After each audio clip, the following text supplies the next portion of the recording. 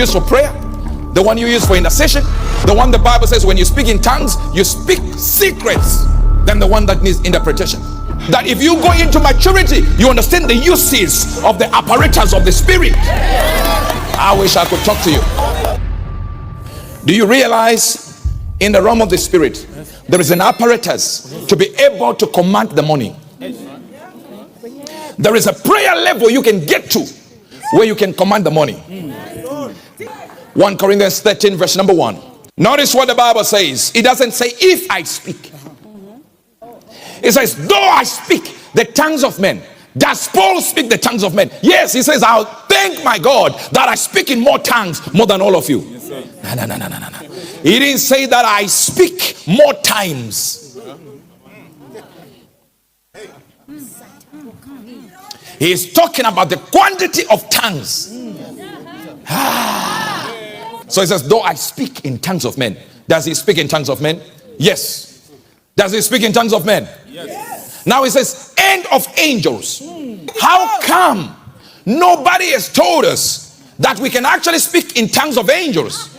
Yes, we understand in the Pentecostal side of things, as they say Pentecostal, we go ratakabaka, rikabujake, and we say we are speaking tongues of angels. Now, if it is saying tongues of angels, that definitely means that angels speak a language. And Paul says, and behold, I heard out of heaven God speaking to me in the Hebrew language. So God speaks Hebrew, we know that. Though I speak with what? With tongues.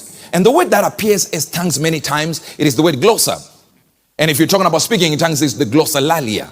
All right? You lalia, you speak. Then glossa is the tongues we are dealing with. And it actually means real tongue. But then when you keep going with the issue of reading the book of Hebrews 12, 13, and 14, you understand that he starts using the word dialecto. Where we get the word dialect. And I understand that you have got over, I don't know, maybe 3,000 languages and then 9,000 dialects. Meaning to say out of this language, there can be substrates of the same language. That's a dialect. So we know what Paul is talking about. He's saying, I speak, though I speak in the dialects of angels. That means when angels speak to each other, they use a certain language. Now the Bible says Paul was able to speak that language of angels. This whole concept is not maturity, where we just pray in tongues. Wonderful, that's a certain stage. Then there is another stage where we also pray in tongues. That's brilliant. Then we can sing in tongues, but that's the style of using tongues. But there are 4 types of tongues. The one you use for prayer, the one you use for intercession, the one the Bible says when you speak in tongues, you speak secrets. Then the one that needs interpretation. So if I still need interpretation when tongues are spoken, that means they are different from the ones I don't need an interpretation, because it says when you speak in tongues, you speak secrets to God. Albeit in the Spirit, you are speaking what? So there are tongues for intercession. There are tongues where I just pray to God and God hears on his own. Then there are tongues where I edify myself. Then there are tongues that need interpretation. Notice the Bible calls it a language and a dialect. A language and a what? A dialect. There is no language which has no communication. Okay. The Bible says there may be too many sounds, but not one is without signification. 1 Corinthians 14:10. There are, it may be, so many kinds of voices in the world, and none of them is without signification. That means every language you utter, every syllable, every yes, every every according to the Spirit, it is something that will respond to it. Number 2, what I was speaking about, interpreting that language. We're talking about prayer. We're talking about interceding in that language. Then we move to a higher level. Now, when we come every time and we tell you, God is about to give you a car, celebrate, you run from that end to that end. Then you go home and it's dry. Until you mature for yourself and begin to use the apparatus I'm telling you to use. And then you have the same results I have. Otherwise, we'll spend the whole year with just testimony this, testimony that, and not one of you will be able to match the pastor who is speaking. So it is possible that I make him stand up and then he will speak in tongues. And if he speaks in tongues, he can pray in tongues. But if I say to him, speak in Shona, please greet the people in Shona. Did you hear that? So you have been told something. Why can't you tell him? So if I say hello, you just keep quiet? Answer back. Who told you to answer back? It is the communication that was done by him. It has told you that this is a language and it's referring to you. That means there is no language that has no response. So every language will involve communication. No. That means how come your speaking in tongues is never between each other? I remember in Manchester, I was prophesying to a lady who was Zimbabwean. And I knew she was Zimbabwean because I had to ask where she was coming from. She said Zimbabwe. So I'm busy prophesying. In the mode of prophesying, I start speaking.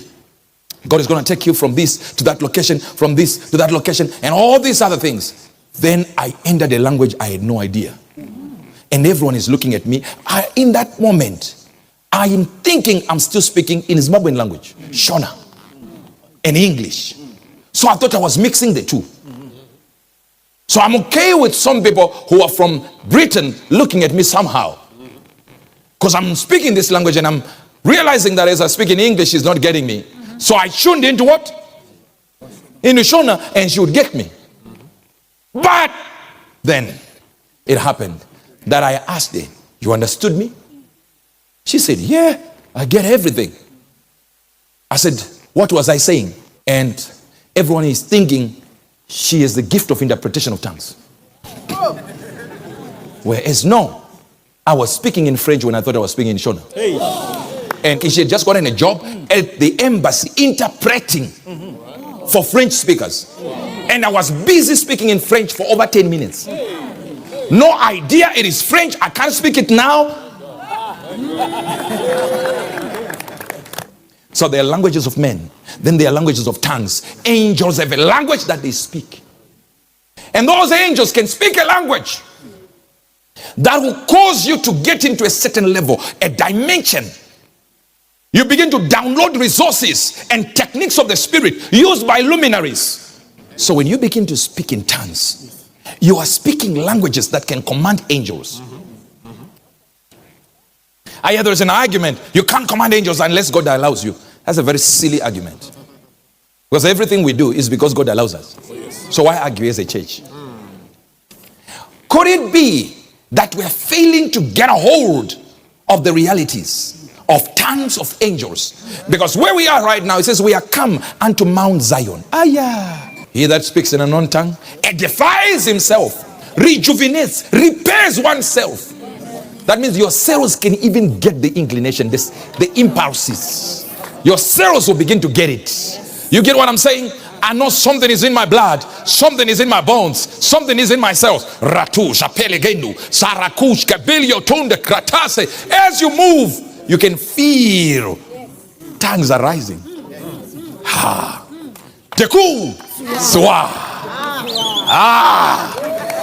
You can feel tongues are rising. So when we speak in tongues, we are speaking to angels that are spirits. So when we speak in tongues of angels, not tongues of men, it is possible to speak tongues of men. When I spoke French, tongues of men. But when you get now to tongues of angels, the Bible says, shut up when nobody is interpreting, because these are not tongues of angels. Howbeit in the spirit, you speak secrets to God. That means God is hearing the secrets.